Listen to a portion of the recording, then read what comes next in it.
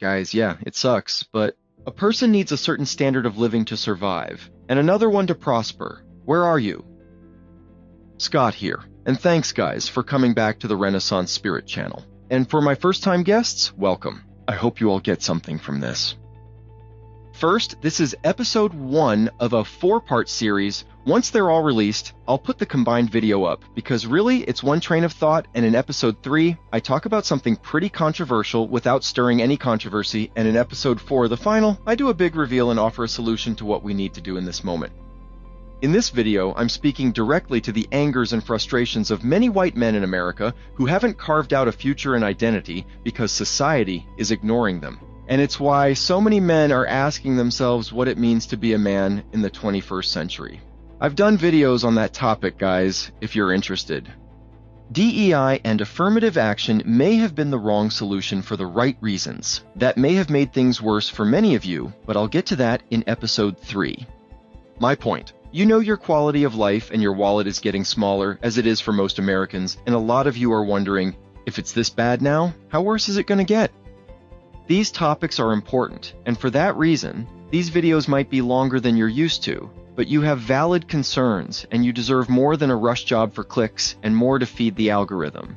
On the job market, I know many of you blame programs like DEI and liberals for it. First, I understand where you're coming from. I am afraid for the future. It's bleak, especially for the young. I went to a graduation party recently, and I'm thinking, shit, what's to celebrate?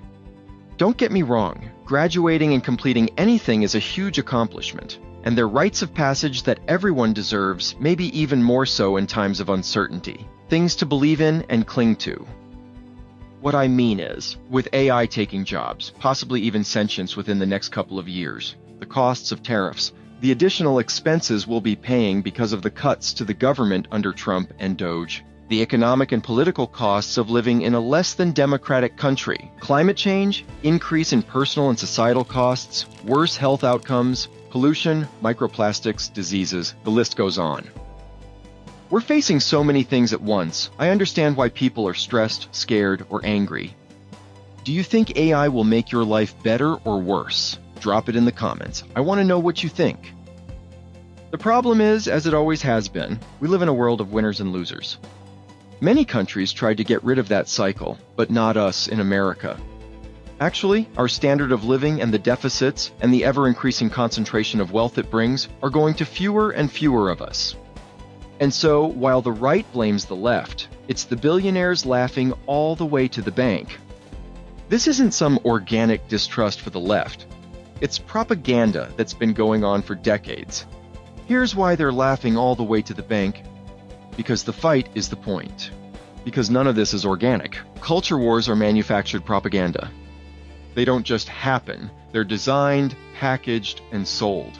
The headlines, the talking points, the viral outrage, it's all part of an industry that discovered fear and anger are more profitable than truth or unity. And those who are trying to keep us in the dark or overly stimulated by the news uses this tool as distraction and a modern-day bread and circuses. The outcomes are as real, but no free bread, not for millions of Americans anymore. Online, this fear and anxiety is supercharged. The fear culture industry thrives on your stress. Every shocking headline, every clip meant to make you hate the other side is bait. And the more you click, the more anxious you get, the more money someone else makes. Social media algorithms feed on your cortisol. They track what spikes your heart rate, what keeps you scrolling at 2 a.m., and then they serve you more of it.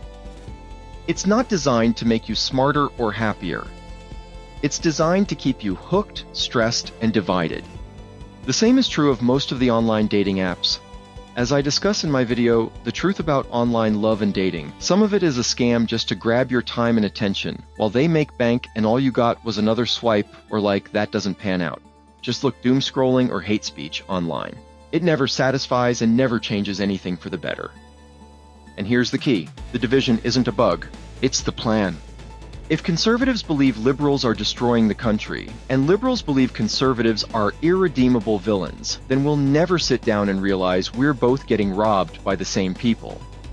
The billionaires and crooks in their jets in the White House while we're tearing each other apart, Billionaires are breaking profit records, politicians are cashing checks, and whole industries are springing up around conflict content, TV, radio, podcasts, YouTube, TikTok, all monetizing our stress. You know, the same folks are counting on profiting from climate change for more mineral rights, land, and other things, all while the rest of us will pay more for climate change. The system is completely rigged. As long as a few billionaires profit from climate change directly or indirectly, we're screwed. But we're so distracted by one thing or some other thing that we miss what's hidden in plain sight: the real danger. The outrage machine doesn't just distract us, it trains us to fear each other, to see neighbors as enemies. But the truth is, the only real threat to the people cashing in on our division is us coming together.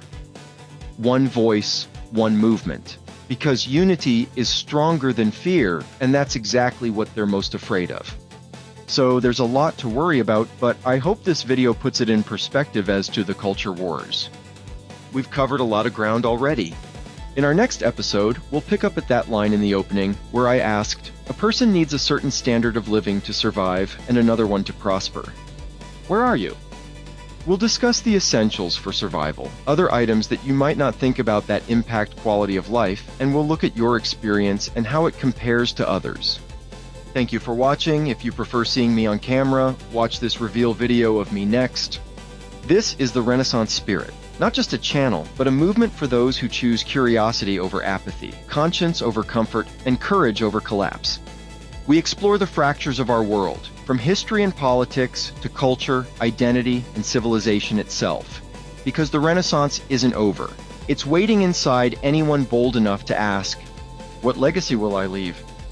Living the Renaissance spirit means engaging with history as a dialogue, not just with the past, but with the future. Our work is a message to posterity. Will they inherit justice and wisdom, or wonder why we failed to act? Join us, subscribe, take the Renaissance quiz, be the spark. Because if history is collapsing in real time, someone has to narrate the fall and plant the seeds of what comes after. Live the Renaissance spirit.